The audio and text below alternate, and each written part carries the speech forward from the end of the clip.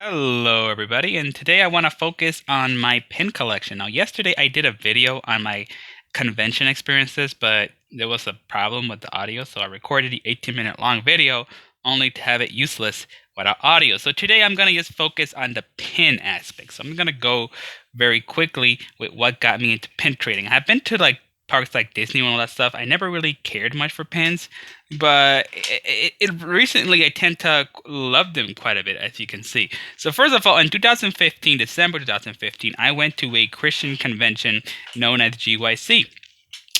So I got the lanyard because it came with the badge to get into the event. This one came from the Louisville, Kentucky Tourism Center. They were at the entrance of the conference hall or convention center, and they were handing these, which were ridiculously big. But I clipped it on, and at the show floor, I got these two.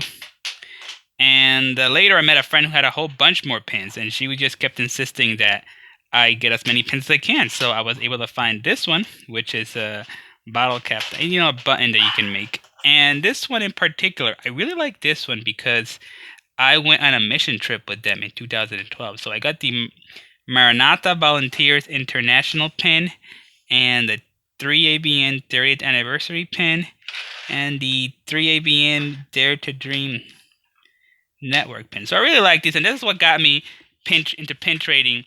And this was 2015, but like late 2015.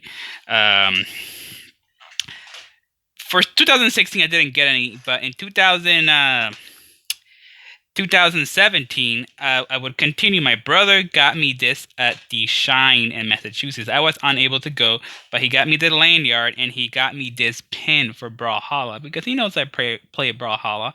And even though I don't like this character, it was a nice thing to get. I was able to get this button, which was part of the activity for seeing the solar eclipse at the library. I had a lot of fun that day.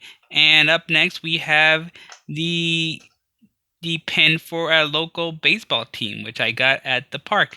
So that was kind of fun. Moving on to 2018, I got this lanyard at the Connecticut GamerCon.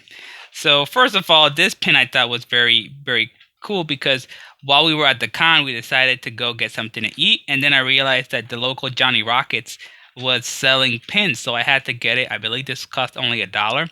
Also, that day they allowed the servers and the waiters to dress up like in cosplay, which I thought was pretty cool. This is the Extra Life pin. So, fun story about Extra Life. It seems like every year I get a pin from Extra Life. I have another Extra Life pin over here. And where's my other Extra Life? Oh, right there. I always say I'm going to do it, but I never actually do it. Now that I actually know how to game stream, I'll definitely be able to do that. Muffin, don't you dare start barking. All right, so up next, I have the ASI pin. Now, this is for another Christian convention. I didn't go to this one, but I was at a different convention where they were promoting it, so I went to ASI. This one is for Hamsterdam, the game. It's on mobile and Nintendo Switch. I was able to get this at Super Smash Con, and I spoke with one of the devs. This is so the Big E is a big fair in New England, so I was able to go and get their pen. I was very lucky. And I also got this one at the Big E, which says I love New York. Well, I have been to New York. I never got a pin when I was over there. And most of these were free. Actually, I should say which ones are free. All of these were free. This one was free. These two were paying, although I got this one as a gift. I paid for this one free, paid, and free.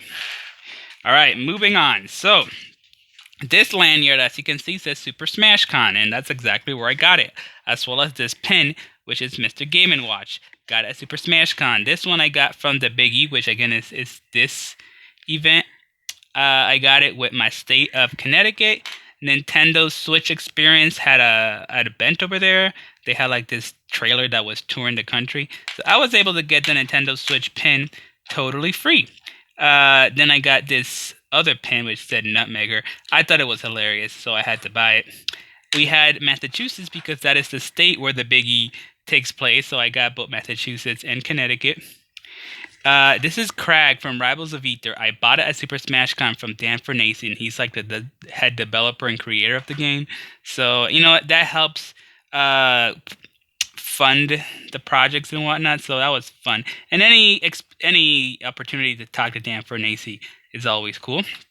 Also from Super Smash Con, I got the Banjo-Kazooie pin. I should probably have researched which artist I got these from, but I completely forgot. But yeah, these two were from Super Smash Con. This was the official Super Smash Con pin. And this I got from the Big E. Again, this event, I believe these were free. They may have been 50 cents. I don't remember. Oh, and that I got from an artist that I occasionally support with projects and stuff. So yeah, which of these were free? This was free. And yeah, I think that was the only free one. All the others I had to buy. Then for 2020, I went to PAX East, and it looks like this is the only place I'm going to be able to visit this year due to the pandemic. But the lanyard was Final Fantasy 14. No, it was Final Fantasy. Yeah, Final Fantasy Online 14. And so, once again, Extra Life. I seem to be getting pins from them every year, and I never actually do something. There were a lot of pins at PAX East, and most of them were unidentified. So I have no idea what this game was for, or this one. I remember this was a card game, but I don't remember what that one was for. Depths of Sanity actually is a video game. You can actually look that up and play it. Shantae and the Seven Sirens pin, which just says Shantae. Election Year Knockout is a hilarious game. It's kind of like Punch-Out, but it's political, and it's a parody of like the candidates where they all fight each other. It's pretty cool. And this was from the U.S. Army because they were holding like an event for you guys to play games, and they were handing them out. And this is the Child's Play. I think it cost $5, I think, and all proceeds went to a charity. So yeah, that's kind of my pen collection. I do have a couple of stray pins. This one I have no idea when I got it, but I did get it at Sight and Sound Theaters, and I got it on clearance.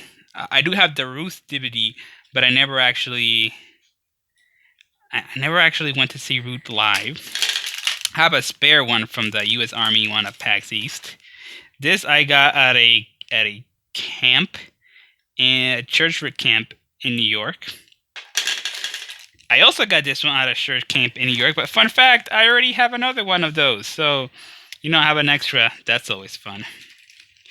This I got at work from one of my former bosses, which, she gave all the staff one on the last day of school. And this one's pretty cool. Super Smash Brothers, during E3, had a Best Buy event, and they were handing these out for people who went there. So I was able to grab one.